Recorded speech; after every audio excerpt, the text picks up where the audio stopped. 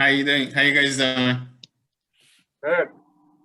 Okay, I'm going to go ahead and call the meeting to order at 7 p.m. It's Tuesday, March 1st, 2022, and this is the meeting of the Templeton Community Services District Board of Directors. Can we have a roll call, please? Directors English, Here. Bardonish, Here. Giardini. Giardini is absent. Director Logan Here. and Peterson. Here. Okay, thank you. With that roll call, we'll now do our Pledge of Allegiance. So please mute your phone and join me in a Pledge of Allegiance. I pledge allegiance to the flag of the United States of America and to the republic for which it stands, one nation, under God, indivisible, with liberty and justice for all. Okay, want to take a moment before we get into our meeting this evening. I think most of the, well, I know all of the board and our general manager knows that Director Giardini is not with us this evening. Unfortunately, her son tragically was killed last week. Matthew was only 26 years old. And so unfortunately, she and her husband, Dr. Giardini, are living through what I think is probably the worst nightmare a parent could endure. So our heart goes out to Director Giardini at this time. I did exchange text messages with her earlier today to let her know that the board members are sending their love and sympathy. And I mentioned that this evening we will have a moment of silence in honor of Matthew. Matthew attended the schools here in Templeton and played sports through Park and Rec. And I know Director Peterson, your grandson was friends with Matthew. So this is a huge loss for the family, but certainly it's a loss for that family. And we can all empathize with what they might be going through. So with that, I would like to offer a moment of silence for Matthew.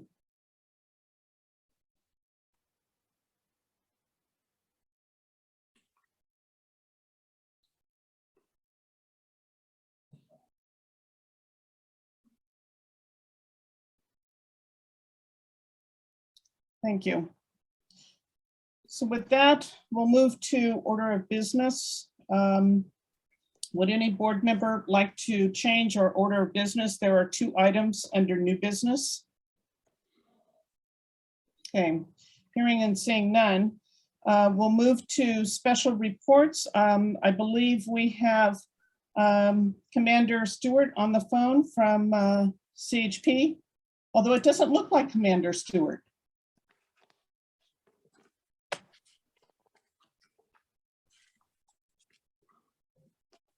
Oh, you guys hear me okay? You moved. It moved. Good evening. No, we're here. Good to be with you guys. Very, very sorry to hear about the loss. This is the report for the Templeton CHP area. This is for a 3-month period from the beginning of December through the end of February. And it's an interesting statistical period because it compares against last year when we were in, if you'll recall, a very serious COVID lockdown in the winter surge last year. And in fact, it was during that period that we here at the Templeton office lost one of our employees to COVID. So when I review these statistics, it was a little insightful to see how much that we've had an increase over the same period last year when we were locked down. And I can kind of give you a 3-year picture as we talk about the different statistics. Total crashes investigated for that period this year were 60.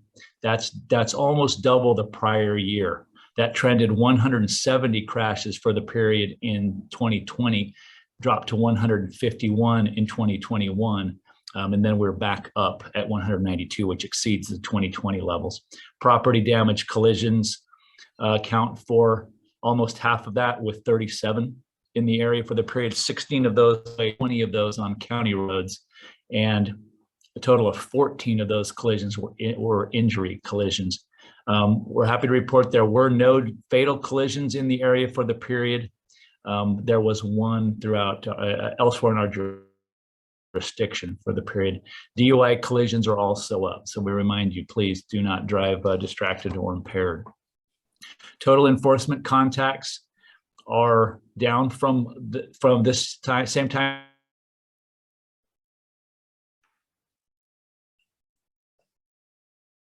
I think your screen has frozen. Last year, 180 for the period. That's 125 officers, right, waiting for the. Did it?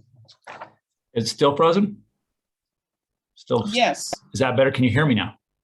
Okay, let me just do away with the, I may be running too much bandwidth with the camera. State equipment, what can I say? Citations issued are on par with the prior year. As I was saying, with 2 officers retired, we're waiting for their replacements. That's quite a bite out of our staffing. And we have officers away at specialized training right now. We had 72 citations issued on the freeway, 30 on county roads, for a total of 102, sorry.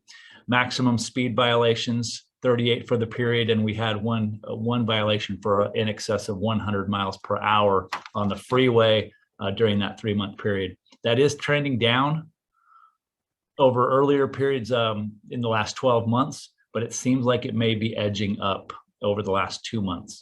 I reported in San Miguel last week, and they had a lot of 100 pluses on the north end comparative to the rest of the area.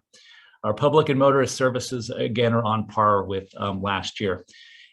Not but a couple of weeks ago, you'll recall there was a heavy congestion in this area. We noticed moving through the area as I-5 has gone through intermittent closures for snow. That rerouted a lot of traffic into our area. So we noticed a surge during a short spell during this period. And that's our report. Are there any questions? So any questions for members of the board? Okay. Any questions from members of the public? Okay. Well, thank you very much, Commander Stewart. Appreciate your update and certainly appreciate you and your other officers keeping the roads and highways safe. So thank you very much for attending this evening. With that, I believe very much. Thank you. I believe we have someone from San Luis Sheriff's Department with us this evening. Okay. It doesn't appear that they made it. Thank you. I'm sorry about that. Okay. All right. Thank you. With that, we'll move to public comments. And this portion of the meeting is where members of the public may address the board on items that are not on this evening's agenda, but within the subject matter jurisdiction of the board. In compliance with the Brown Act, the board cannot discuss or act on items not on the agenda. However, board members or district staff members may briefly respond to statements made or questions posed by the public. Additionally, on their own initiative or in response to questions posed by the public, a board or staff member may ask a question for clarification.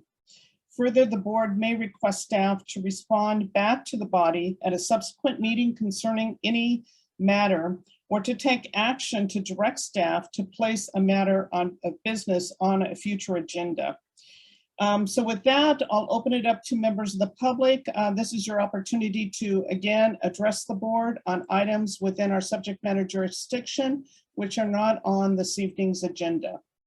If you would like to speak at this time, please unmute your phone and introduce yourself.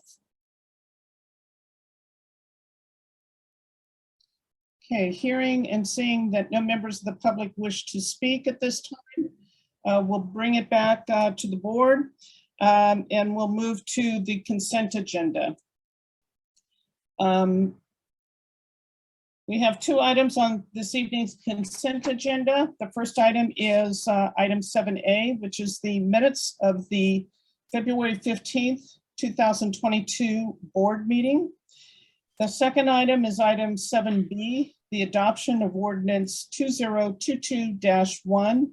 And this is to consider adopting ordinance 22-1, making minor revisions to the requirements for new buildings to connect to the sewer system.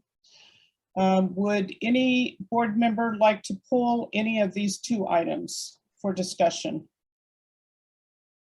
Okay, hearing and seeing none, I'll move to members of the public. If members of the public would like to comment on either of these two items, you may do so by unmuting your phone and introducing yourself. Okay, hearing and seeing none, we'll bring it back to the board for deliberation and a motion. Do I have a motion to approve consent agenda A and B? So moved. Okay, so we have a motion on the floor from Director English to approve consent agenda A and B. Did I hear a second from Director Peterson? Yes. Okay, so seconded by Director Peterson. May we have a roll call, please? Directors English, Yes. Terry, I think you're going to have to speak up a little. okay, Director Peterson, Yes. Bardonish, Yes. Giardini. Giardini is absent, and Logan. Aye. Okay, that motion passes 4-0 with Director Giardini being absent. We'll move to the next item on our agenda. You know what? I'm just realizing there were 4 items on our agenda. No. What is it, I'm sorry, hold on. Okay, I see, new business. Sorry about that. So the next item on our agenda is new business, and the first item is the amendment of the franchise agreement with Midstate Solid Waste Recycling. And the board will consider approving the amendment to the franchise agreement with Midstate. And I believe we have our attorney here, David Hirsch, to answer any legal questions. This amendment is really predominantly as a result of SB 1383.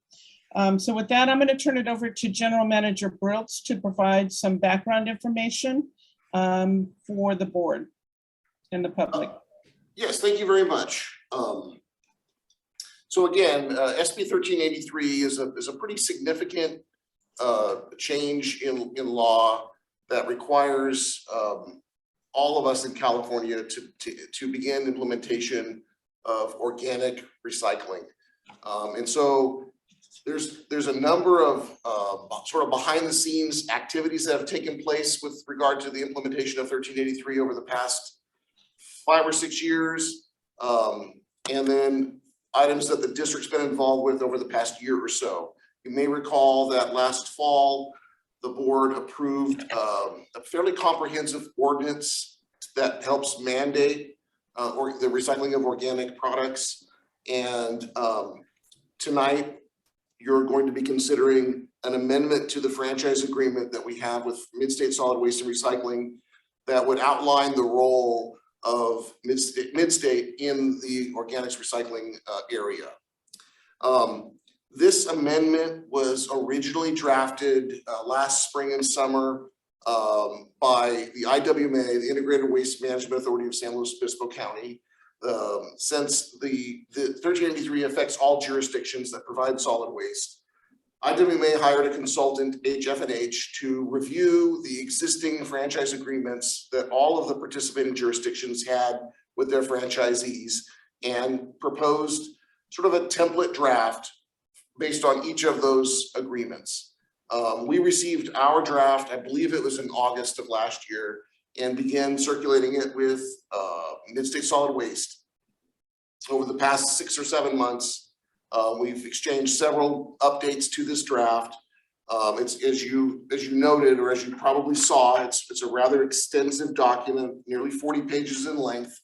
Now, many of the items, this isn't 40 pages of new agreement, so to speak. A lot of it is replacement language. For example, all the definitions in the original agreement have been replaced with these definitions. But it does go into some detail about the role of Midstate Solid Waste in implementing 1383. This has been provided to Midstate. They've agreed to this amendment. And the copy that you have in your packet was signed by the owner of Midstate Solid Waste, Brad Goodrow. Since this version went out, we did discover one very minor typo. A 2 was an ought, or that an ought should have been a 2, and so that's been corrected and emailed out to the board members earlier today. I don't want to drag into too many details about the agreement, although we're happy to answer questions about its content. The focus of this agreement is on the implementation of 1383, although there are a handful of other items that are contained within the agreement for clarification. And some items that the district requested, a number of items that HF&H had proposed that both the district and Midstate Solid Waste were agreeable to, and as well as some items that Midstate Solid Waste wanted to be included in the amendment. So it does cover a lot of issues, but again, the purpose behind it was for the implementation of 1383. So we are required to approve this type of an amendment, because without it, I'm sorry, not enough motion in the boardroom. Without it, Midstate Solid Waste doesn't have the authority or the requirement to implement the law, which of course is required of all of us. There will still be some additional steps with regard to 1383 implementation, so we're not quite done with this yet. We are required to amend our purchasing policy to include a preference or a provision for purchasing post-consumer recycled paper products. That's something that we're reviewing now, not related to this amendment, or not directly related to this amendment. And then finally, and maybe more significantly for the board than even the item that's before you now, what are the financial impacts of the implementation of 1383? And that's an item that we're still working with Midstate Solid Waste on. Once those are known and reviewed, we will begin the process of complying with Proposition 218, providing notification to customers and a review period and a hearing date, at which time the board will consider the proposed rates.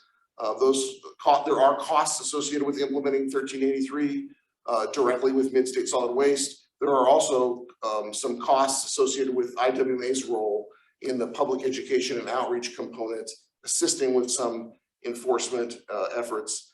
And those costs are anticipated to go from what are now currently 2% of revenue collected, or 2% of the rate for most customers, or for many, also all the commercial customers, to 5.4%. So that cost is known and is 3.4% increase to take effect July 1st.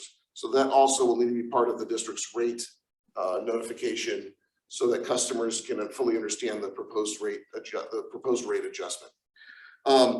Ron Kroll is here tonight from Midstate Solid Waste and Recycling to answer any questions that you might have of Midstate, or any issues that you have about the agreement that affect both the district and Midstate. Of course, any adjustments that are made would need to be agreed upon by Midstate Solid Waste.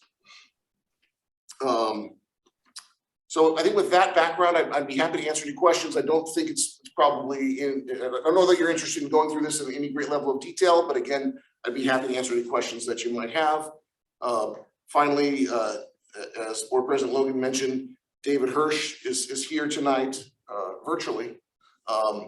And he has participated in a number of meetings with HF&H and IWMA, as well as reviewed the various versions of the document, including the version that's before you tonight for consideration, and can answer any legal questions that you might have. So thank you much. Thank you. So with that, I'll open it up to members of the board. Are there questions that members of the board have at this time?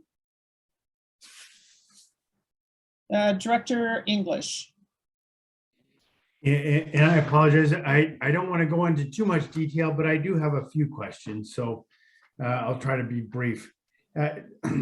Jeff, first of all, I wanted to thank Ron for attending, and also thank our Brad Goodrow. He's been what I refer to, no pun intended, but one of the good guys. He really has provided a good service for Templeton, and we appreciate him and what he's done over the years. But I did have some questions for the general manager. On page 12, Jeff, of 38, and I meant to ask this earlier today when I talked with you, and for clarification, I asked these questions to the general manager. What is CERCLA?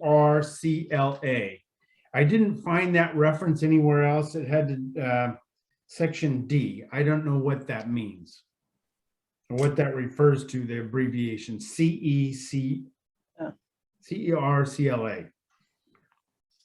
Is it? I don't know. David, is that some acronym you're familiar with? Actually, no. I might point out, for what it's worth, Jeff mentioned that the consultant from IWMA has been assisting with this, and that same consultant was actually hired by the state of California and Cal Recycle to create model documents, including franchise agreement amendment language to be used statewide. And so I can't say I'm intimately familiar with some of those terms, but I assume it's something that the HF&H folks have included for sound reasons. David, thank you for taking a stab at this, and Google is our friend from time to time. Yeah, I just Googled it too. Yeah, Comprehensive Environmental Response and Compensation Liability Act. It's also known as the Superfund Act. Okay. So, That probably have heard the term clarifies. Superfund sites before. All right. Yeah, I probably could have Googled that myself. So my next question has to do with section J, which is the AB 939 and SB 1383 reimbursement. So we asked or put in a zero amount per year on reimbursement.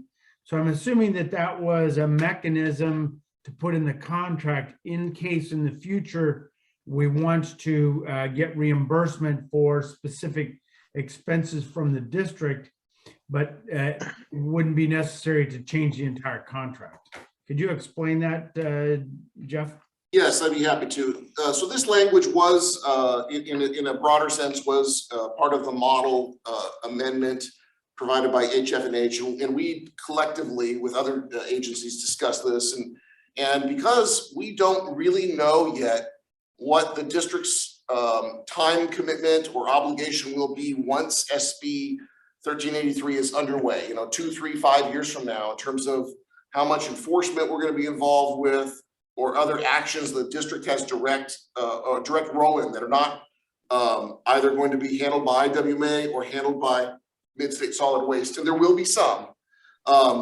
This is an opportunity to revisit that item in the future, and if the district determines that there are expenses that are not being covered by the franchise fees that we collect and that we seek reimbursement from, there's an opportunity to meet and confer with Mid-State about this amount, and provided we can reach agreement at that time, those fees would be considered pass-through fees to the agency, and rates would be adjusted to reflect the addition of those fees, and they can be implemented without a further amendment to the agreement. It'd be sort of like a side letter to address this particular issue. At this point in time, I don't really anticipate it, but maybe I'm wrong, and SB 1383 will be far more staff intensive at the district level than we think, and the district may wish to have some of its direct costs reimbursed by the franchise holder. And again, that Mid-State would have an opportunity to have rates adjusted for that reason. So it is not just a cost to Mid-State if we do request the reimbursement, but rather a cost to your ratepayers eventually. Yeah, and that was my concern. My concern is that this is a pretty significant piece of legislation that's putting pretty significant impacts on the hauler particularly. But I would hate if we end up having to invest a lot of staff time and resources and don't have an opportunity for reimbursement. So that explains that. Thank you. So, and then my last question was, this does not change any of the original terms of the agreement. So the terms in the rest of the agreement stay the same, essentially, other than the descriptions which you provided in the additional language related to SB 1383. And my concern is, are we just doing the minimum amount to be legal with SB 1383? Or are we adding any additional language that's above and beyond what the mandate is from the state? I would not be in favor of adding any regulations on our rate payers that go beyond the law. So let me try to explain it in this way, and that is the model franchise amendment that was drafted by HF&H, again, the consultant hired by IWMA, included a combination of both 1383 mandates, which are the bulk of the amendment, clarifications, items to help make the agreements more consistent within the county, and then some best practices. Through the course of our review and our negotiation with Midstate Solid Waste, most of those items have been removed. There are some items of clarification, and I wouldn't call them new mandates, but that clarify Midstate's role and clarify our improvements on the agreement in terms of readability and clarification. We did our best to limit the amendment to 1383, but there's 38 pages of document here, and I wouldn't want to lead you to believe that there's absolutely nothing in here that is not required by 1383. There are some items in here that are more clarifications and for consistency purposes included, but I removed a number of the items that were originally included in the draft before even providing it to Midstate Solid Waste, knowing that we really wanted to limit our time spent on this to 1383. And then during the course of the negotiations, there were issues that Midstate Solid Waste brought up where we made further revisions or eliminations to that portion of the agreement, to that portion of the draft agreement. So by and large, it's 1383 issues. Let me give you an example of one that's not. The amendment changes or clarifies the date in which Midstate Solid Waste's annual audited financial statements are provided to the district, largely because the time period that was in the original agreement was regularly a challenge for Midstate Solid Waste to comply with, and they asked for more time, and we've granted it administratively, so now we've clarified that in the agreement. So that's an example of something that's not strictly 1383, but is included in this amendment. Thank you. That answers my question. I have no more questions. I have some comments when it comes back to the board for deliberation. Okay, thank you. Any other board member have questions at this point in time? Okay, I have a question with respect to the implementation of SB 1383. Largely, this is an operational mountain to climb, if you will. There's a lot to be implemented here. And correct me if I'm wrong, is it the first 2 years or the first year is for education? First 2 years. First 2 years. So, and that first year started January 1 of 2022? That's correct. Okay, so does Midstate at this point in time have an implementation plan for these first 2 years on how it's going to go about implementing 1383? So I think really that's a great question for Ron Kroll, who's on the call today, and I'd rather allow him to speak for Midstate. Just keep in mind, the lines can get kind of blurry in terms of who has what role in a general way. The IWMA is handling the broader educational issues, Midstate Solid Waste the operational issues, which blur again with education when it comes to customer relations and what's provided to the customer. And of course, the district has a role as well. But as far as the operational impacts, maybe Ron can address that best as it relates to Midstate. Okay. Yeah, sure. Can you all hear me? Yes. Okay, good evening, and thank you for your time tonight, and certainly thank you, Jeff, and everyone involved in the amendment. It was a long 6-month process, but certainly I think came up with a good end product. So great question. For the most part, the new regulation affects all residents unless there's a waiver granted by Cal Recycle to participate in it. The participation on the residential levels, fairly simple. It's a matter of taking organic and food waste out of your green container, out of your black container and putting it into your green container. Most residential customers have all 3 containers. There may be some multifamily or some duplexes or some challenging space constraint homes and residents that don't have it. But that compliance is fairly simple. We do provide that service as required by 1383 and the new amendment weekly to all residential customers. Commercial, a little bit more in depth, which Jeff mentioned, will be a joint effort between the district, IWMA, and Midstate, where the identification of commercial establishments that have minimum volumes, 10% for any services over 4 yards a week, and then 20% for any services under 4 yards a week. It has to go out and be tested, basically, to make sure that, I'm not going to go give a green waste container to an office complex or a law office. There's no organic waste there. Most of the lunches that are brought in are consumed and they're not being discarded. So that has to be a joint effort, and that's kind of what the first year is allowed for us to do, is to come up with a scheme to be able to identify the motions that have to take place in order for that to happen.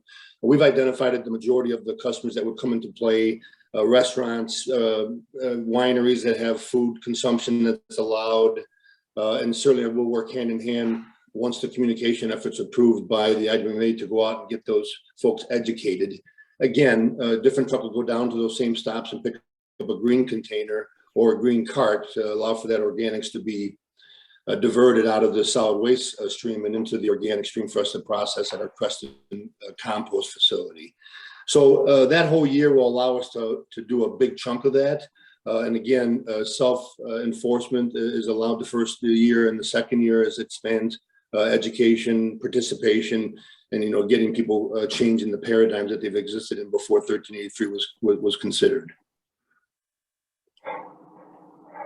And so that's part of your education for the first 2 years. I mean, how do you ensure compliance in terms of residents? Well, of course, dumpster diving or going through carts. We've just ordered 4 cameras to be equipped on the hoppers, which is the compartment to the side of the automated side loaders, or in the front of the front loaders that allows the waste to go into the compaction part of the vehicle. Those cameras can be used and we can snap a shot. There's also, visual drivers who are on the right side of the truck, who have the arm extended for the residential cart service, have the ability to take a look into it. If someone goes out of the way to put a chicken bone or a cantaloupe rind into a bag and seal it where we just have no chance of seeing it, certainly we're not going to catch that. But there's requirements within the new amendment and also the regulations that require for us to do audits per month of the entire route, which will be done at our facility on La Cruz Way, where we'll dump the load and actually go through and identify what kind of volumes in it that should not be in there, solid waste loads, recycling loads, and green waste loads, to make sure there's no contaminants or no improper waste going into those loads. And then also individual route audits, which will be done by a group of folks, including ourselves, as well as the IWMA. And then also, once the 2 years expires, Cal Recycle will have folks in an enforcement mechanism to be able to help enforce as well. Okay, thank you. And in terms of, I noticed that on page 20, under item 4, organic material, in the second paragraph, it says no later than January 1st of 2022, franchise shall implement an organic material collection program that allows generators to commingle food waste and green waste. But has that actually been implemented? Let me take a stab at that. I'm sorry, go ahead. In Templeton, we actually implemented food waste recycling into the green waste container at single-family residences about 7 years ago. So we were well ahead of the game. organic recycling, the organic recycling program at large generators has been implemented in a commercial way about 4 years ago by Mid-State Solid Waste. So we've been doing the organic recycling for some time now. It's just, this broadens it considerably so that it's not necessarily optional. And in the past, certainly for single family residents, we encouraged the disposal of certain food waste in the green waste container, but it was not mandated. And this 1383 changes that perspective. Now, Ron spoke to these smaller businesses that kind of fell, and multifamily. I'd say maybe multifamily is the biggest area where we weren't providing this service up until now. We weren't making it available up until now. Multifamily was not provided with an opportunity really to dispose of these food waste in a green waste container, simply because they just generally didn't have green waste service. And then most businesses that weren't real large, thinking of your largest restaurants in the hospital, we're not required to have organic recycling until 1383 came about. Okay, thank you. So Mid-State's really kind of ahead of the game with regard to the actual processing of this food waste. They've had a permit to process food waste with compost for nearly a decade now, quite a while. What's changing though is that was pretty restrictive. I mean, we were only the most compatible food wastes were encouraged to go in the green waste container. 1383 changes that. Now basically anything that was edible goes in there, even if it were things that we previously had discouraged, like bones, eggshells, those kind of things. And then additionally, and probably the biggest change to the public will be food soiled paper products are now compostable materials. So paper plates that have pizza grease on it, those kind of things are all supposed to be thrown away in the green waste container. Okay. And that's not something that we've previously encouraged. Yeah. Okay. All right, those are all the only questions that I have. Director Peterson, you have some questions that you would like to ask? Yeah, just one. I see there's a lot of reports that have to be filled out and turned in to show how compliance is going and how well we're doing. I guess my question is anybody responsible to verify those reports, or is anybody going to verify those reports? My understanding is that IWMA is going to be doing the bulk of the reporting that has to go to the state. And one of the efforts with the agreement, and of course there are other entities in the county that are served by other haulers that similarly are having amendments to their franchise agreements. One of the efforts was to coordinate the reporting language as much as possible so that it all flows then to IWMA and they then can file the mandated reports that the state is going to require. Thank you. Okay, any other questions regarding the amendment? Director English.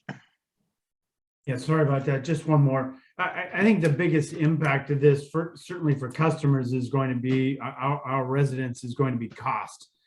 So that's really probably the most significant thing that we're going to have to deal with. When do we anticipate that some kind of a request for a rate increase will be brought forward to the board? So I anticipate Mid-State Solid Waste to request that new rates are in place effective July 1st at the latest. That is when the IWMA rate increase takes effect. So we'll start incurring some additional direct costs at the latest on July 1st. And actually Mid-State's already started to incur some costs as it relates to 1383. So we've kind of tentatively set a schedule that the board would consider the rate adjustments in June, so they could be in effect in July, which means we have to have our Prop 218 notification out to the public by late April or early May to meet the 45-day notification window.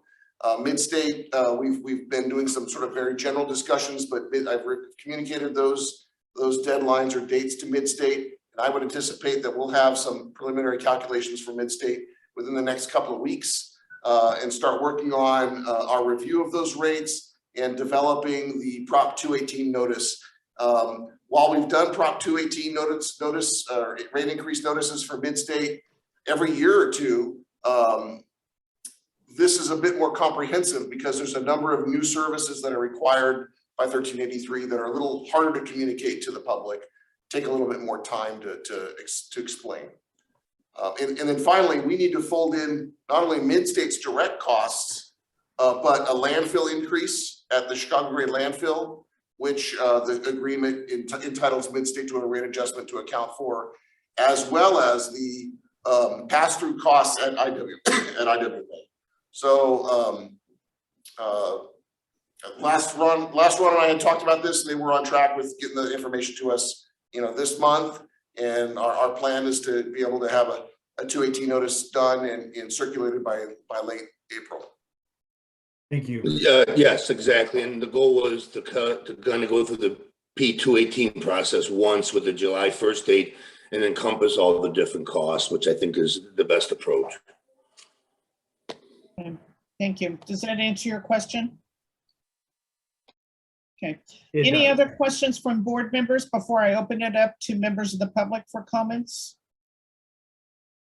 Okay, I'll open it up now for members of the public to make comments on the amendment, Amendment 1 to the Midstate Solid Franchise Agreement. If you would like to comment, please unmute your phone and introduce yourself. Okay, hearing and seeing none, I'll bring it back to the board for deliberation. Okay, so I think at this point in time, what we're looking is for the board to authorize myself as board president to execute the amendment. So I know that I think Director English, you had some comments that you also wanted to make before we proceed forward on this item. Yeah, and I support this item tonight and would be happy to make the motion, but I want to make it clear when we go to our ratepayers that this is a kind of a state mandate that is going to drive significant cost increases at a very difficult time when inflation is hitting. Which is really a result of our, in my opinion, state overreach and creation of a new bureaucracy. So I will support it tonight, understanding that we're moving forward on what is minimum to meet the state requirements. I did want to state again that my thanks and appreciation to Mid-State Recycling. They've been wonderful partners in our community, and they are ahead of the game. We've been doing this for years. So here we're having to increase costs for something we've been doing already. I did want to bring up something tonight that I'm uncomfortable with about the agreement, not necessarily this edition, but section, I think it's of the original agreement, section 3A, which essentially creates it's a 10-year agreement that we have with Midstate, and it is a rolling agreement. So every year it gets extended another year. So this is essentially a lifetime agreement. I would not have approved a lifetime agreement. I just don't think that's good governance for anybody. And I'm not proposing tonight that we change that, but at some point, I think the residents of Templeton are do some kind of an alternative for different providers or some competitive solution to the agreement that we have. I wanted to bring that up just to alert everybody. We are again approving that, which is essentially a 10-year rolling agreement.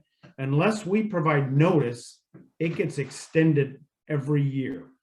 And never has a termination clause. So I would not have supported that in the beginning, although I will support the motion tonight. Okay. With that, I'll conclude my comments. Okay, thank you. I share your concern with respect to the rate increase that's going to be anticipated. Given the fact that operationally to implement SB 1383 is going to be an arduous task. You also have IWMA with their rate increase. And on top of that, you have tipping fees that are going to, in landfills that are going to also increase. And then you just have the expected operational costs from Midstate that are just more inflationary. So I anticipate that there's going to be a substantial rate increase, unfortunately. And I'm concerned about that and how the public may perceive that. And especially when they get the first bill. So I think we've all experienced an increase in our food, our gas, our energy costs, everything has gone up. And this is going to be one more cost increase. With regard to your comment, Director English, with a rolling renewal date on the contract, I just think from a good business standpoint, it is good to have it not just a continuation, but to have a renewal date, a period where perhaps we look to see, are we getting the most competitive arrangement? And even though I have to agree with you, Midstate has been a great partner for Templeton. But I think just as a good business practice, you do have to look and see, are you getting the best deal? So I share those comments. Unfortunately, I think this evening we're not going to take that under consideration since that's not on the agenda. But I think it is something that in the future we do need to look at. So those are my comments. Director Peterson, you have a comment you'd like to share?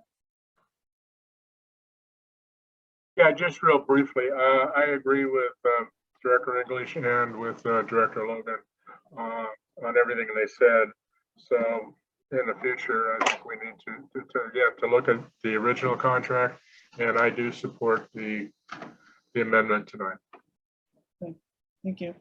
Director Fardanish, I know you and Director Peterson serve on the Refuge Committee, and I would like to recommend that that committee look at making sure that the rate increase, that we get those to hit the time frame that's expected, especially if IWMA is increasing their costs July 1st. And also looking at the implementation of SB 1383, because even though it's Midstate that's doing all the heavy lifting on this, correct me if I'm wrong, David, but it's really the district's responsibility to make sure that this is implemented. Okay. And I also support the amendment this evening. So I don't know, Director Fardanish, if you have any comments that you would like to make at this time before we formally make a motion? No. Okay, thank you. Excuse me, I do have one item I'd like to clarify. Yes. Oh, yeah, I'm sorry, and I'm sorry if I was, may have skipped over this, but we touched on the expected components of the rate increase and that certain items will be coming to the board likely in June. That would consider both the direct cost to Midstate as well as the landfill, as well as IWMA's cost increase bundled together for a July 1 implementation. That's our plan. But in addition, and on top of that, Midstate Solid Waste is also due for a CPI adjustment to take place in April. That does not require a new Prop 218 adjustment, or I'm sorry, a new Prop 218 notice because it was included in the most recent notice provided. So customers are likely to see an increase of nearly 7% effective April just to deal with the CPI that occurred in 2021 on top of the SB 1383 adjustments that we just spoke about. So there are really two adjustments coming. One that has essentially been pre-approved by the district, that's the CPI, and the second being these new items. So I didn't want you to walk away with any confusion on that. Midstate has the authority to implement the CPI adjustment in April, and my expectation is that they will, because it is pretty significant. Director Peterson.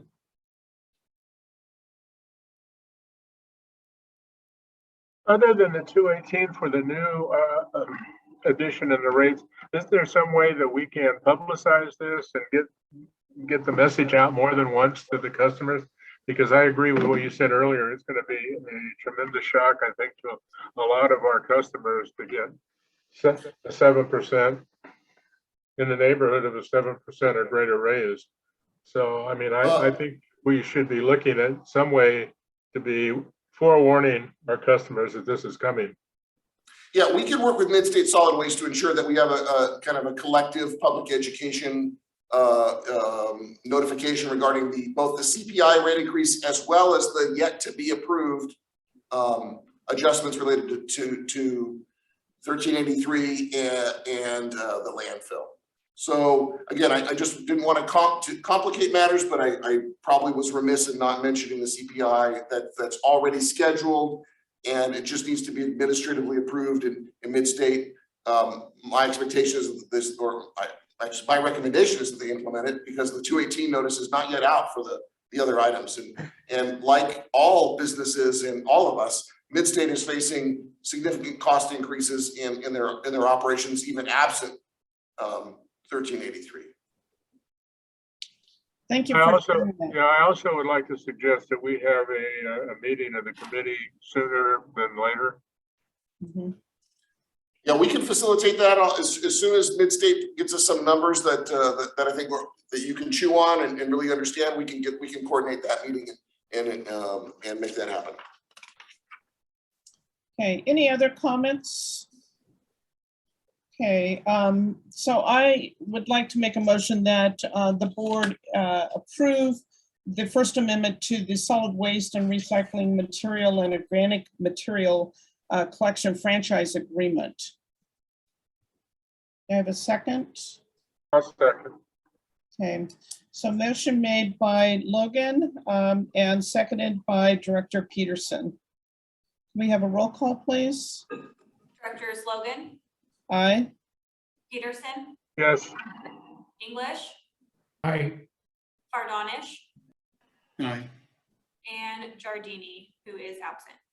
Okay, so that motion passes 4-0 with Director Giardini being absent. Thank you very much, Ron, for attending tonight's meeting and providing your comments. We look forward to having further discussion on this matter. So, and hopefully we can come up a way of easing the pain in communicating this to our constituents. So, thank you. And David, thank you also for your attendance this evening.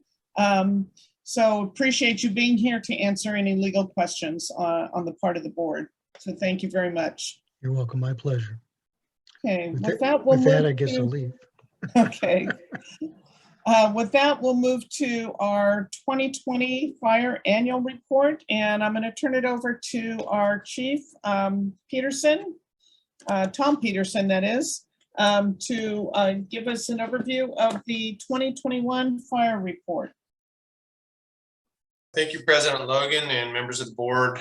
It's my pleasure tonight to present the Templeton Fire and Emergency Services Annual Report. Let me see if I can bring this up here.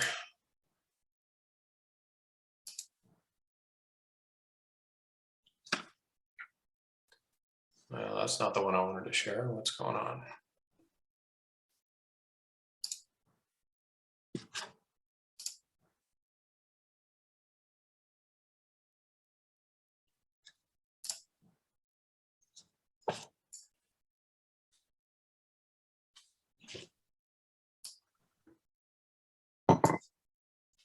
Can you see that PowerPoint?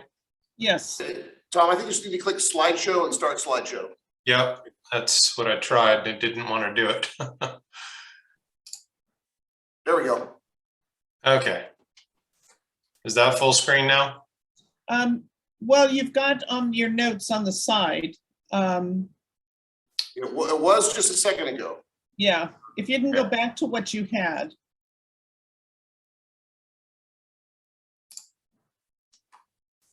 Hold on a second here.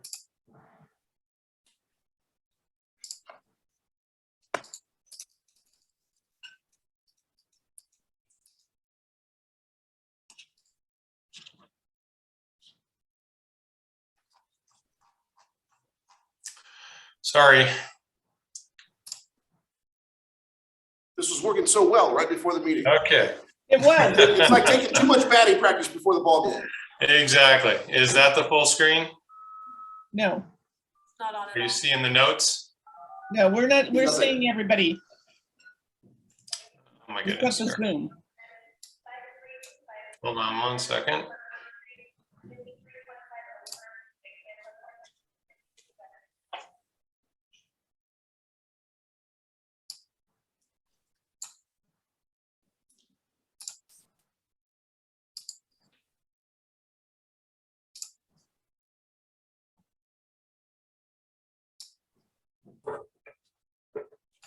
How about now? We see it, but it's not full screen. Okay. So on the left margin, Give me, it's give me showing- 1 second here. it shows the presentation. You're getting close. There, you got it. Okay. Perfect. We will give this a shot. Okay. Again, I appreciate the board allowing me to present the annual report for Templeton Fire and Emergency Services. Again, this report is created to highlight our accomplishments throughout the year of 2021. We've had some pretty significant changes, as the board knows, had some full-time staff move on and hired some new full-time staff. Our career staff works pretty hard at getting our reserves up and trained. And as the board is aware, we've had some significant turnover in our reserve staff this year. We lost 9 in a 2-week period. We hired 7 new ones. And so we've got that constant ebb and flow of losing reserves and new reserves coming in. Again, I'm very pleased with, again, the job and that our captains and our engineer are doing to keep these folks well-trained and up to speed.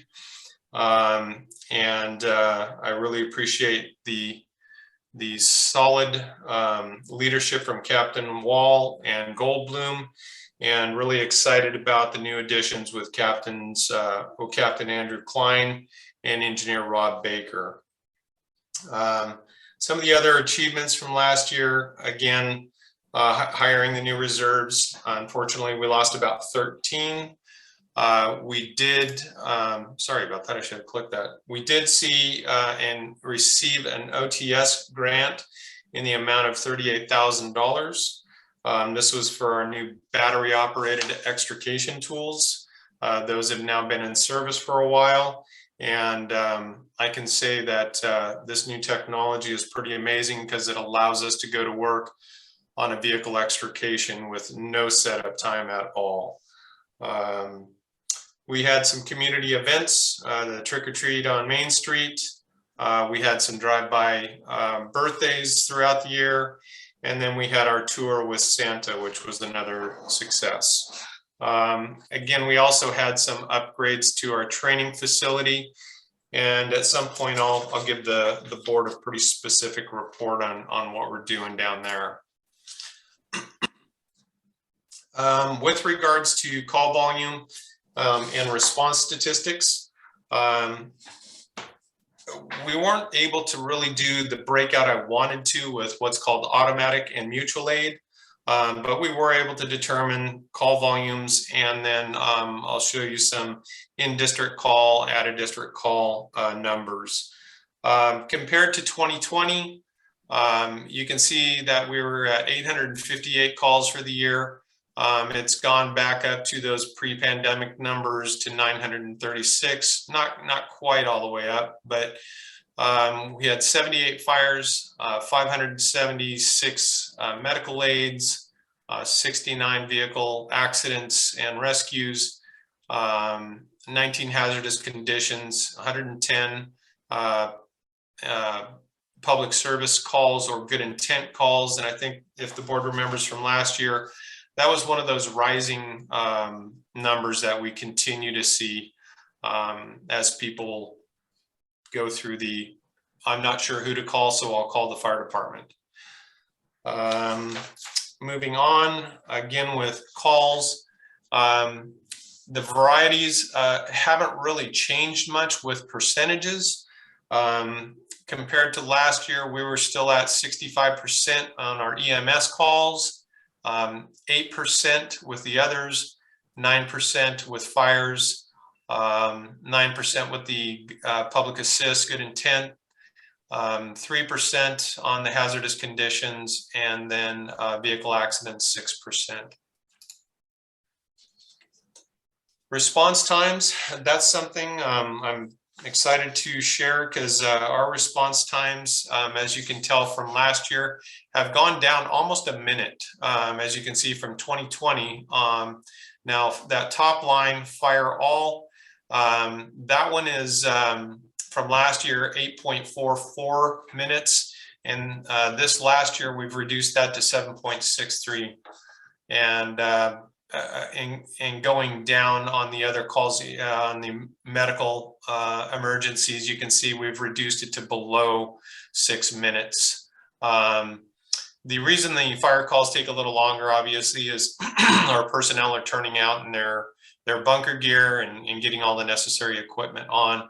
But as far as our emergency, or our, excuse me, our medical emergencies and our vehicle accidents, those things, we are now down below that 6 minute, 90% of the time recommended response time.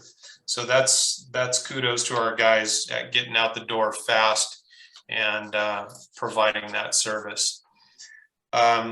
This section here, this is actually a sheet from the CAL FIRE report that we get every year from our dispatch, and it kind of shows the breakdown of the types of calls and how many calls there were throughout the district in general. 31 structure, or in and out of the district, 31 structure fires, 4 vehicle fires, and that's getting pretty small print, but 33 other type fires and 20 vegetation fires. And then you can see the same thing applies to the medical vehicle, medical TC, that's traffic collision. And then on the second line, medical obviously is the bulk of our calls. And you can see that 110 have been those public assists. Down below, you can see where our calls have taken place. And obviously that little line on the right, the far right says CA Templeton, and that's in district, that's the bulk of them. We've helped out Atascadero over on the far left with 38 calls. Going back over is, you can see where it says CA SLC, that's San Luis County, and that's 43 calls. And then the San Luis unit itself, I'll get more clarification on how that's broken down, but 56 calls with them. As far as the training goes, we have increased our training hours considerably. Captain Klein has taken over the training officer's position from Captain Wall this year. That was just to put a fresh set of eyes on it. Captain Wall has done a tremendous job in that position for the last several years, and gotten us to a pretty impressive standard to hold Captain Klein up to. But as you can see, our minimum or our annual goal is 240 hours prescribed training per person. And 2020, we had 203 hours. In 2021, we've bumped that up to 226 hours per person. And then you can see the breakdowns on the pie chart up here on where that time is spent. The larger majority obviously is 26% on structure fires, 13% EMS, 16% on the technical rescue, technical service type stuff, 16% on leadership, and that has to do with what we call size ups, or commanding a fire, the incident command element, 12% driver operator, 12% wildland training, and then 5% on the prevention end of things. And prevention is obviously those times we get to spend out in the school and doing public education throughout the community. Okay, continued with the prevention item getting into the prevention item. These are our inspections. And as I mentioned to the board last year, in 2016, I won't go into great detail, but Oakland had a pretty significant and devastating fire that killed 36 people. It was known as the Ghost Ship Fire. And that really changed some dynamics with regards to how fire departments inspected properties. And the state actually made some changes through the health and safety code on what were required as fire departments to inspect annually. This year, we were able to get 41 rough fire sprinkler inspections, 21 weed checks. I've had 27 consults with developers and developer meetings, 10 Knox boxes to go out and confirm Knox box access, and then 2 annual business license inspections. And we have started the inspection program with our schools and with Twin Cities Hospital. And Captain Wall is currently working on a schedule for our engine companies to go out and start knocking out every required inspection, which are the residential care facilities, the schools, and our healthcare, obviously hospital and Vineyard Hills community or care facility. Okay. Continuing, as I mentioned, getting out into the schools. This year we were able to get back over to the schools. However, it'd be modified. Most of our education that we did was outside. Each class was able to come out and meet us on the playground, and we were able to give the kids at the elementary school their fire prevention education that we like to give them every year, all the way up until the 3rd grade. We weren't able to get into the middle school or anything like that this year, but hopefully next year. We hosted several field trips at the station, and we had several events where we had some online stop, drop, and roll type videos that were posted that our community could log on to and get educated on kitchen fires, grease fires, using 911 properly, those types of things, exit drills in the home. And I think the kids were really glad to see us back in the schools also. Again, like I said, a lot of the younger grades, the kindergartners and whatnot, they actually took a little field trip and came over to the station. And then 1st, 2nd, 3rd, we went over to the elementary school. Okay, I won't spend a lot of time on this as we kind of went over Engine 7195 pretty well in depth in our last special meeting. We have had a few other items come up since we've talked about this engine. We do have a cost estimate that I gave to General Manager Briltz today, and we're going to go over that and look at what we need to take care of to get that engine up to speed. Right now, the rough cost estimate is close to $70,000 to do everything that we need to do.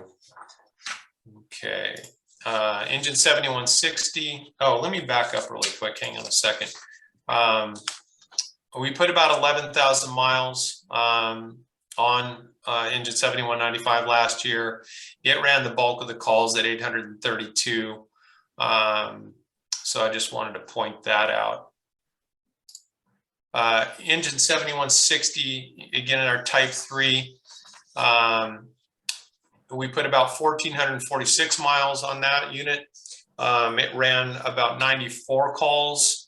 And it's a good engine. It's a good Type 3 engine that's used again for our wildland end of things. Breathing support 7145.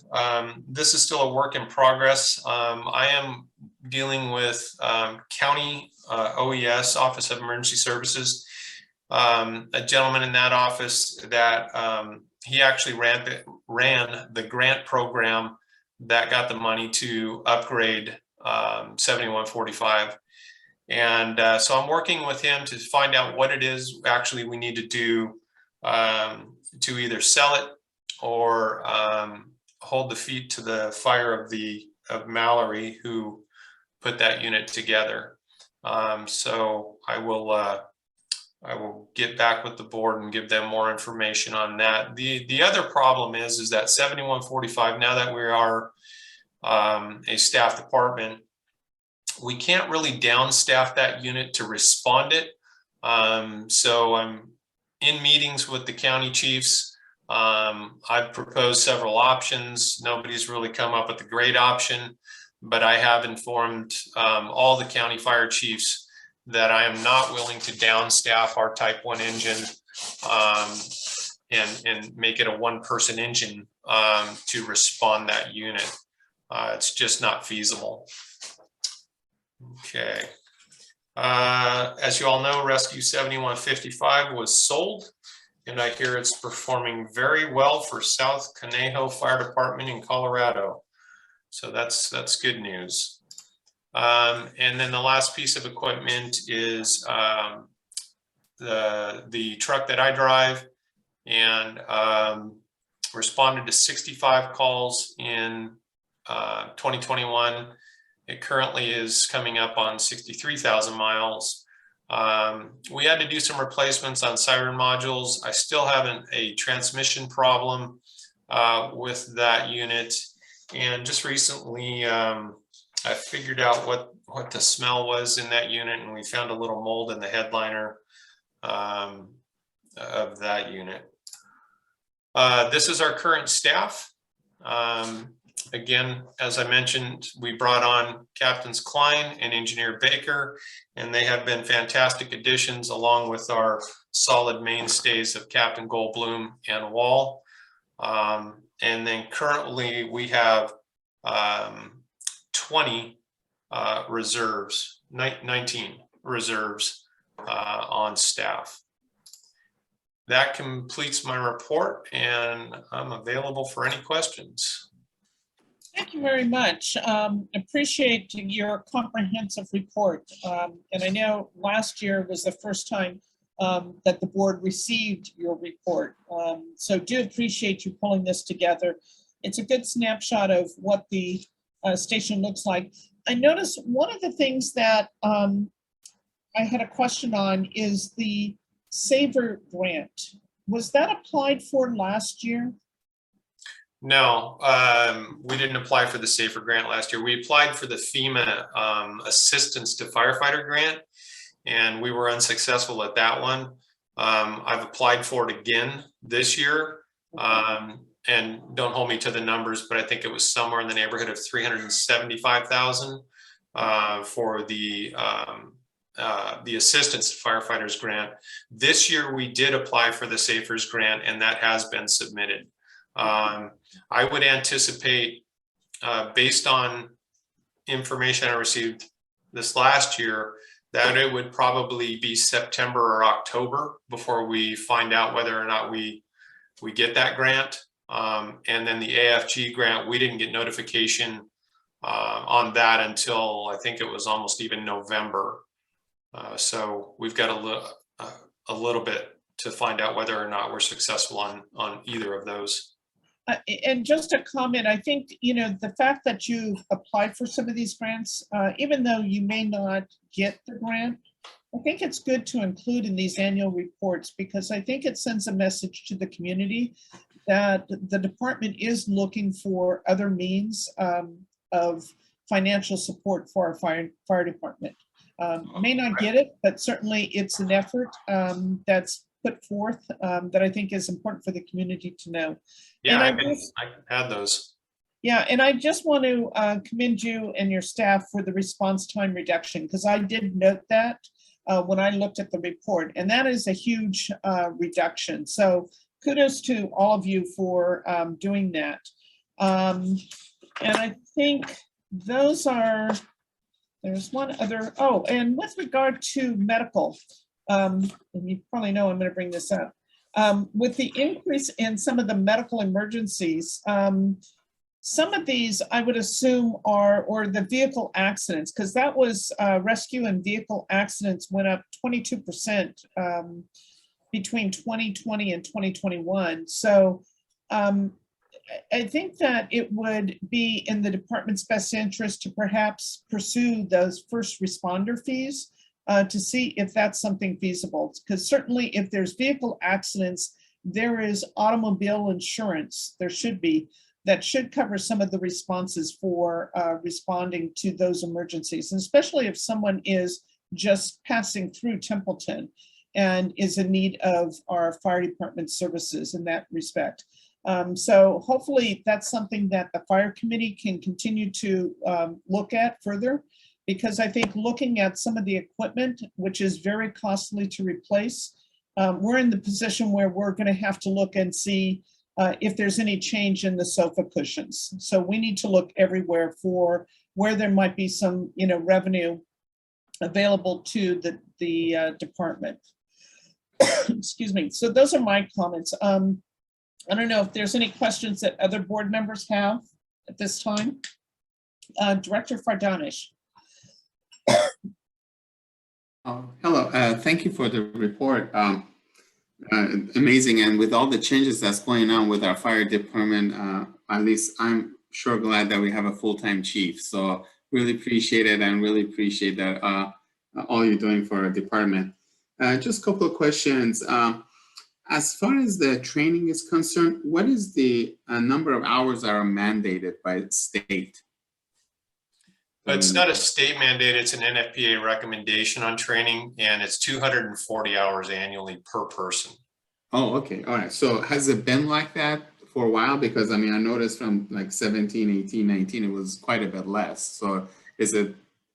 They're gradually increasing, and that's kind of what has put some of the volunteer departments out of commission, essentially, is their volunteer staff was not able to keep up with the training mandates. As the training hourly requirements increase, it makes it harder and harder. Okay. All right. Well, that's a lot of hours. That's yes. Like for a 40, that's almost 6 weeks on a full time. So that's quite a bit. My next question is on your annual inspections. It says 2. Is that just 2 businesses that have their annual inspection for 21?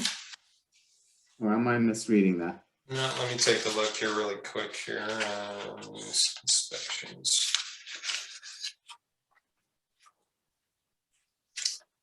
I believe that was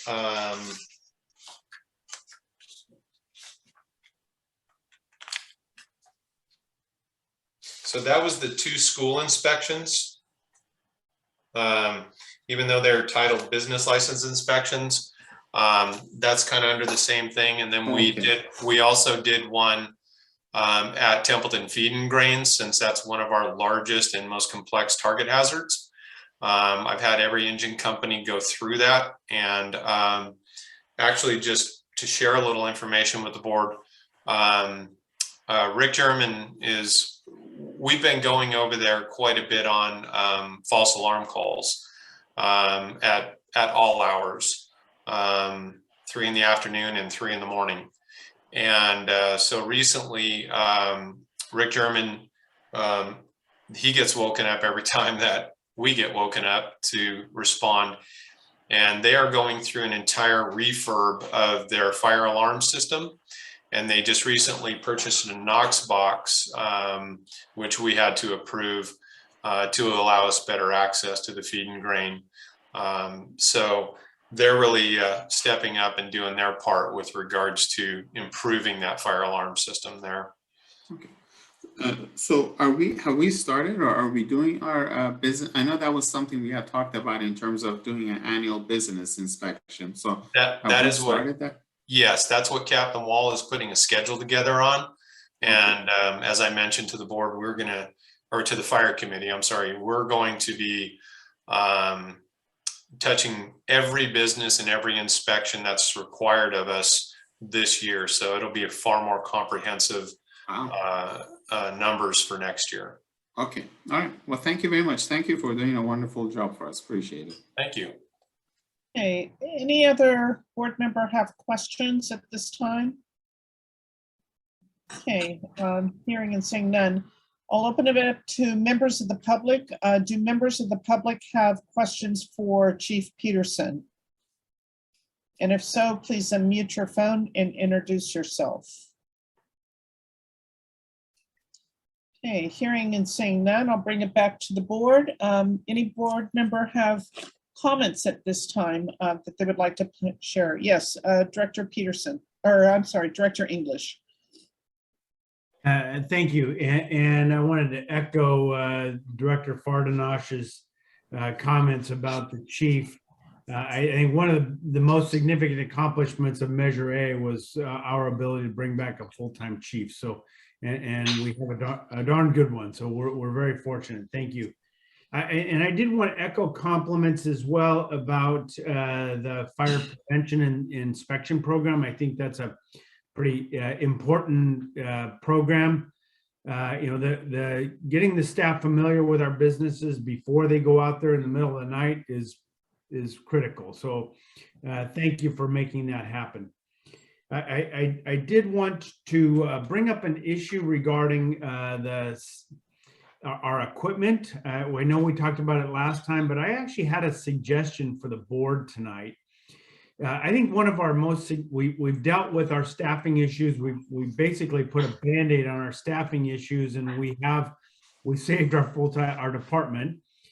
But we realized just recently that we have a pretty significant challenge when it comes to our capital fund and our equipment replacement fund. And so I would suggest that the fire committee look at establishing a fund. We need, Director Logan mentioned finding change in the sofa cushion. I absolutely agree. That was kind of a perfect comment. We need to start squirreling away money as quickly as possible, finding every extra, all the loose change we have so that we can replace 7195. We can't afford to do it right now, but we need to start, we may need to make that a goal. I would recommend that the board and direct the general manager and the fire chief to set aside a fund. Let's look at excess property tax funds that come in. Let's look at savings from our fire department. If we can generate savings from our operations that can go into a replacement fund, great. Let's look at our CFD funds. We have some CFD funds. Let's allocate them to that. I think that's probably one of our most significant departmental issues right now, or our whole CSD issues, is the replacement of our fire equipment.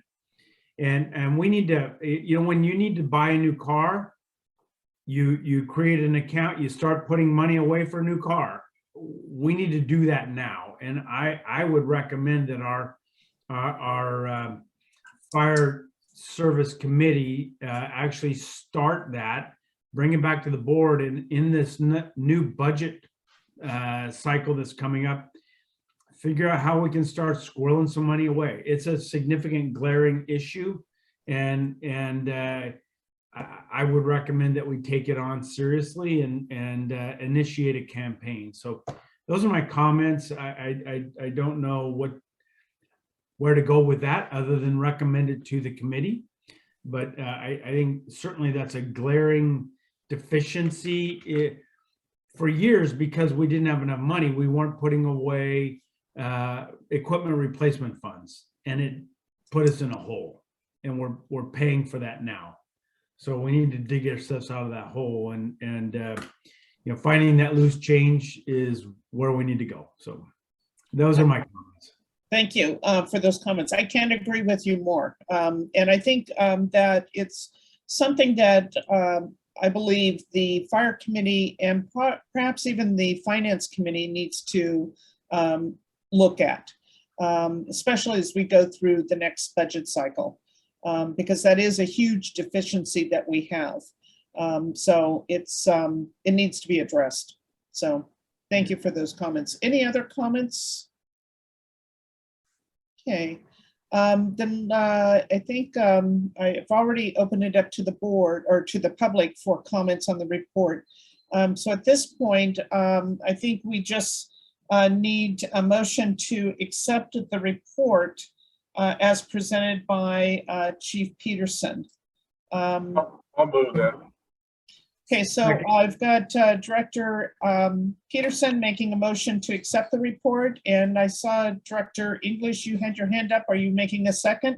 Yes. Okay, so a motion made to accept the 2021 fire annual report made by Director English or Director Peterson, seconded by Director English. May I have a roll call, please? Directors Peterson, Yes, English, Yes. Bardonish, Aye. Giardini. Giardini is absent, and Director Logan. Aye. Okay, so that motion passes 4-0 with one vote absent and Director Giardini. So with that, we'll move to, so let me just say thank you again, Chief Peterson, for the report, and thank you for your team. You guys are doing a wonderful job and keeping the community safe. So keep up the good work. I think you've got the support of the board on how we can proceed and move forward, hopefully to find the necessary dollars to replace some of the equipment that's very much needed. So thank you again. We'll move now to our general manager's report. So I'll turn it over to General Manager Brotz to provide an update. Yes, thank you much. Just do have a few items to bring to the board's attention. One, I sent out an email with a letter that we received from California Parks and Recreation Society, thanking Melissa Johnson, our Parks and Recreation Supervisor, for her contributions to CPRS. She's the president of District 8 for the past year or two. I should know that, but her presidency is ending in a couple of weeks. Additionally, she's receiving an award at the CPRS conference next week regarding the districts, not Templeton Community Service District, but the district of CPRS, which is our region. They held a training workshop last October, which received recognition from the statewide association. So Melissa's contributions extend beyond just serving the community of Templeton, in that she's a mentor and a resource regionally and statewide through CPRS, and is receiving much deserved recognition for that work. A couple of other items. One, the water wait list or the water unit release program has begun. We did notify the top 12, I believe, wait list holders that the units are being released starting in March, and we plan on releasing the first units to the first two applicants, perhaps as soon as tomorrow or Thursday, notifying them formally. As you may recall, this is a bit of a time-consuming and very formal process. We can't release all the units at once because some of the parties on the wait list are requesting more units than we might have available. So we need to know exactly how many units we have available before releasing those. And you have to kind of wait for the first parties to either accept them or turn them down, et cetera. So that is expected to occur within the next several days, or begin within the next several days, and I'll keep you posted on how that goes. We do know of several parties that have expressed interest based on the note of the advanced warning, and so I expect some of the early waitlist holders to accept units that they've requested. And then, as you can see, Carrie and I are back in the boardroom tonight. First time I've been in the boardroom for a board meeting in almost 2 years. We wanted to kind of try out the technology in anticipation of the board returning to at least a hybrid board meeting, maybe fairly soon. So we wanted you to see how it would look from the perspective of a member of the public observing the board meeting remotely. So all the technology seems to be working well. We've got several other meetings that are going to be utilizing this technology this month, and other users of the boardroom that are beginning to come back. So that's exciting. The boardroom tech upgrade, the technology part is done. There's still two panels that need to be replaced, but they're, by and large, everything is here and working. We've had a few glitches as we're utilizing this for interviews, other remote type of uses that we've been able to use it for recently. So those are the items that I wanted to alert you to. I'm happy to answer any questions that you might have. Okay, thank you for that update. Director Furdanis, you have a question or comment? Yes, I have a question from the general manager. So actually, thank you for doing this trial with the boardroom. I appreciate it. So I just, the sound looks good.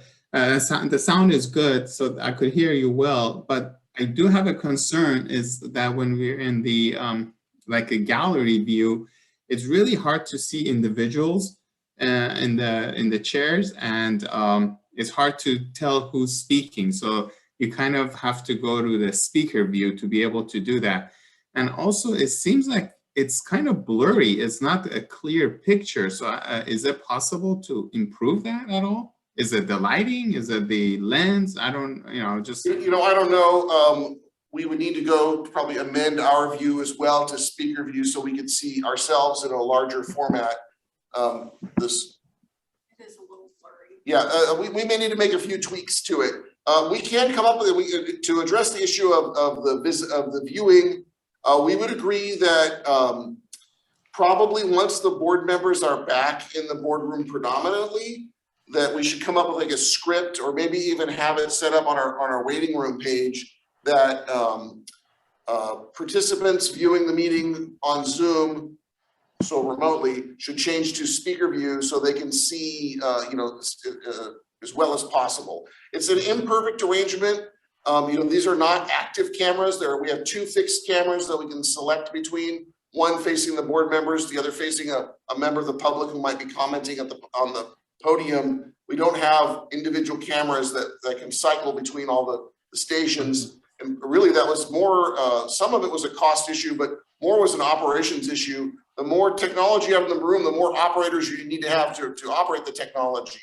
So we've tried to implement this in a way that essentially Carrie can run the tech portion as she's doing the clerk duties without having to have another IT person at all the board meetings. So I do think that the speaker view will be important for people from home observing the meeting. And so if you go to speaker view, you get,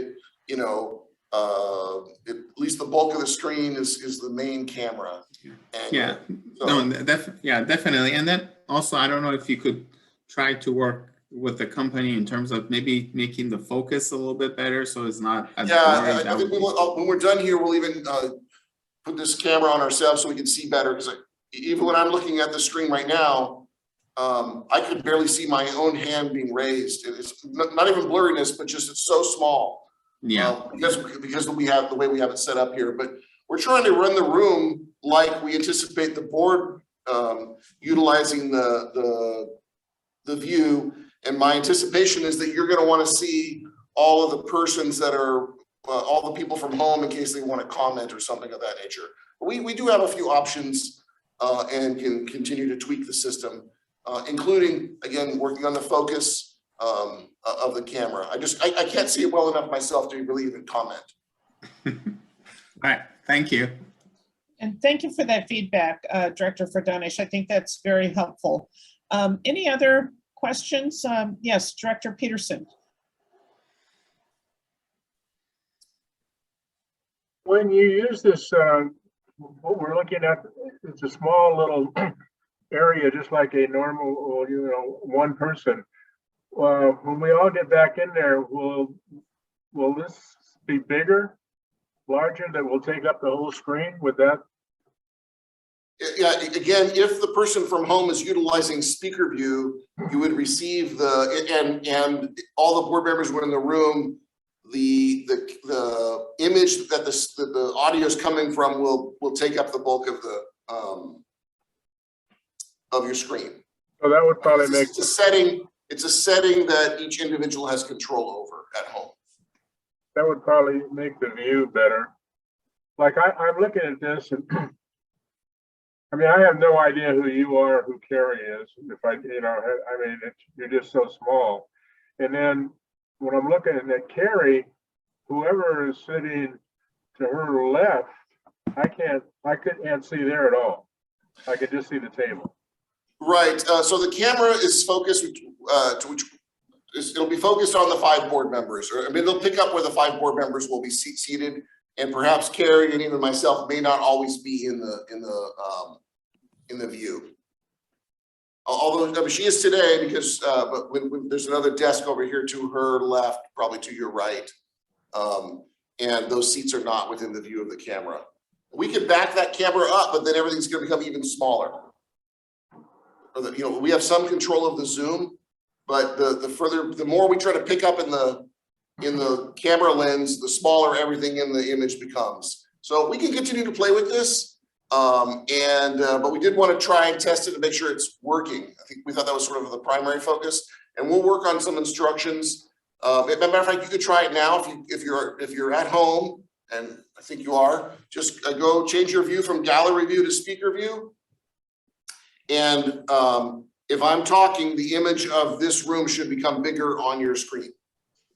And it should look like when a PowerPoint presentation is being made. Yes, Director English. Yeah, I just had a question. Yeah, and I agree that I'm ready to go back into the boardroom. I was curious, the rescinding of our emergency ordinance, so that is that an automatic rescission when the county has already rescinded their emergency ordinance?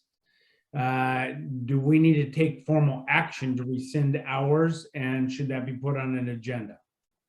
So that resolution that was approved I believe in March of 2020, will lapse when the state emergency order is lifted automatically, but it could be rescinded by the board of directors anytime. But that's really not preventing you from returning to in-person meetings, but it does extend some authority that you may not want to keep on the books beyond what's necessary. So it will automatically lapse when the state rescinds the emergency declaration, and it could be removed by board action by a resolution before then. I would be in favor of doing that unilaterally on our part and returning to the boardroom. So as soon as possible. Yeah, and I think that's the intent this evening, was to try and see how this would work and how it would look. Because ideally what we're wanting to do is still maintain a Zoom call so that public has that option to still participate in the meetings by just calling in through Zoom. But the game plan is to get the board back into the boardroom and having face-to-face meetings. So that's the goal. And certainly public would be welcome to come into the boardroom, but certainly the convenience factor of Zoom may be something that somebody would want to still continue to use. So that is going to be an option. So Director Peterson, you had a comment? I would agree with that. And Jeff, I just put it on speaker a minute ago, and it's really fuzzy. I mean, if I didn't know you, I wouldn't know it was you. I'm sure you appreciate that because you do know me, and yeah, we'll work on this camera image. Honestly, there's no way I can even differentiate in the room. I cannot tell how it looks because the image is way too small. Okay. All Okay, right. a work in progress. So, okay, so I think that's something that needs to be followed up on. Any other questions for the general manager? Okay, and members of the public, any questions for the general manager? Okay, hearing and seeing none.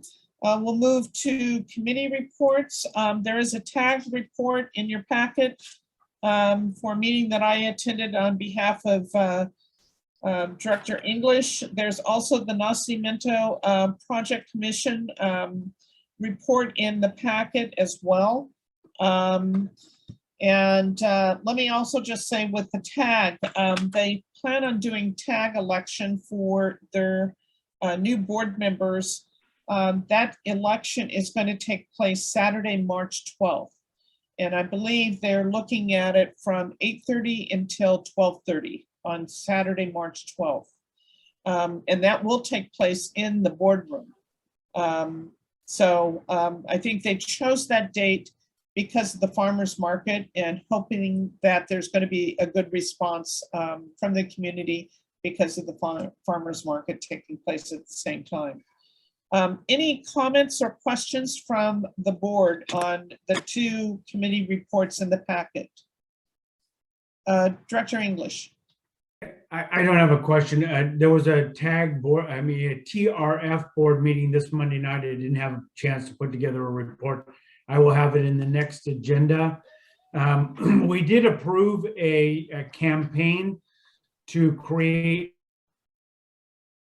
a scholarship fund with our goal that any child in Templeton who wants to participate in recreation sports programs offered by TCSD would be allowed to do that despite their family's ability to pay. We want to be able to provide any child who wants to participate in sports or recreation programs with the ability to do that.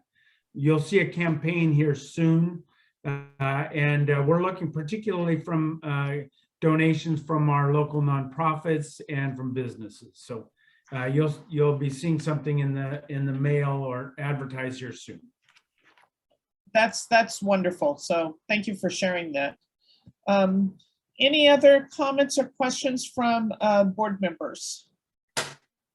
Okay, seeing none, I'll open it up to members of the public. Do members of the public have comments or questions regarding the TAG committee meeting summary notes or the Nacimiento Project Commission meeting notes? And if so, please unmute your phone and introduce yourself.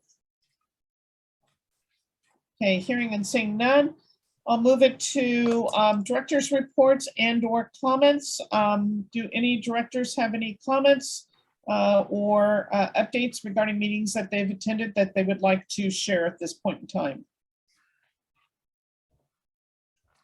Kudos to Melissa. Kudos for Melissa. We've got the best, Parks and Rec manager. So yeah, kudos to Melissa. One thing I do want to bring up is it's that time of year where members of the board have to complete the California Form 700, which is the Statement of Economic Interest. General Manager Brills, I'm assuming that this is something that Carrie will collect. It's due April 1st. Is this something that Carrie will be collecting on behalf of all the board members? Yeah, well, she's our coordinator for the submission, but if you use the online submission, it goes directly to the county and you don't have to submit it to Carrie, but we appreciate knowing that you've had it done, and the county will be communicating with us about any staff members or board members who are delinquent or haven't yet received it. You may begin to receive reminders from both the county, the net filer system, as well as Carrie as we get closer if they have not yet been submitted. So she does not need a signed copy for her Correct. record? No, if you use the net filer system, it's just filed directly online. Okay, thank you. That's the only comment that I wanted to bring up at this point. Any other comments from any of the directors? Yes, Director Peterson. Well, I see the bad news is that the CPI for December to December was 6.5, which is not good news. Okay. And it's not going to go down anytime soon, I'm afraid. No, no, unfortunately not. So it is what it is. So, any other comments? Okay, for our next meeting, which is March 15th, and that's something that General Manager Brooks and I will talk about, returning that, having that meeting perhaps in the boardroom. So we'll talk about that further, if we can address some of the issues that have been brought up this evening. But we have tentatively scheduled the notice of compliance budget amendment for the boardroom technology upgrade. We have a purchasing policy and San Lucia School riparian agreement also tentatively scheduled at that time as well. So if there's anything that you're wanting staff to prepare special for those things, please contact the general manager. And with that, I will adjourn the meeting at 8:45. So thank you, everyone. Have a good evening. Yeah. Good night, all. Good night.